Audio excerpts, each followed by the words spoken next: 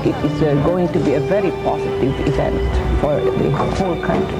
This will hopefully be the first step to unity, peace, and reconciliation. Many people agree as long as justice is served. And the Marcoses feel the same way too. 10 days after the Marcos family laid the former president to rest, Imelda and her lawyers went right down to business. First up on the agenda, clearing the family name. This morning, I have moved to stop the promulgation of judgment scheduled for the 24th of September. And this concerns the promulgation of judgment in 4 cases against me. Last Tuesday, Imelda Marcos and her lawyers requested the Sandigan Bayan not to decide on the ill-gotten wealth cases just yet. Imelda was accused of violating the Anti-Graft and Corrupt Practices Act as Minister of Human Settlements. Imelda reportedly earned a substantial amount of money from her position then as chairman of the Philippine General Hospital Foundation and as vice chairman of the Light Rail Transit Authority. She never took the charges seriously, though, never attending a single trial at the Sandigan. She calls the whole thing a farce. Obviously, this is a political harassment against the accused. Attorney Vicente Millora is Imelda Marcos's counsel.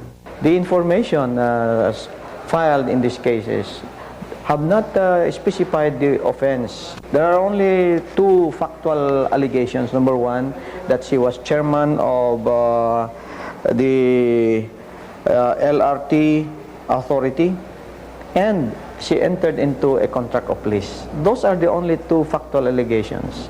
The rest are conclusions like it is stated here that said contract is grossly and manifestly disadvantageous to the government. That is a conclusion. A crime consists of an act and intent, and this must be specified.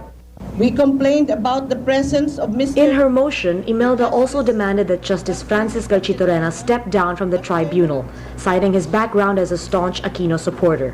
The Marcoses fear his bias might influence the outcome of the cases. He had shown his deep bias and hostility to the accused.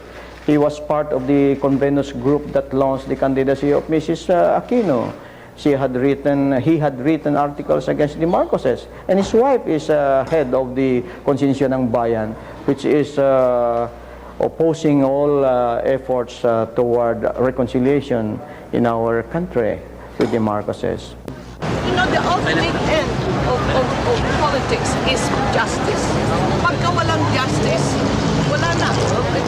Sira ng lahat. That is the only jurisdiction of the court to dismiss this case under the informations that did not really specify the allegations necessary to constitute the offense.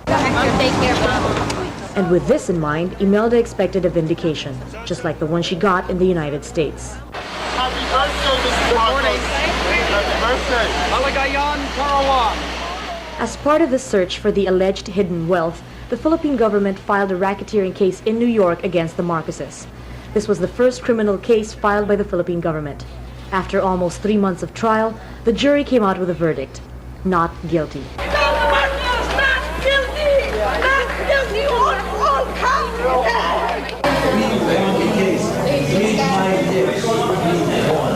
Well, I thank our countrymen for the prayers for the vindication of the Marcoses and the Filipino people. Thank you.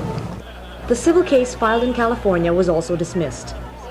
The acquittal and dismissal of the cases abroad emboldened the Marcoses and strengthened their resolve to come home. Soon, they were back in the political scene.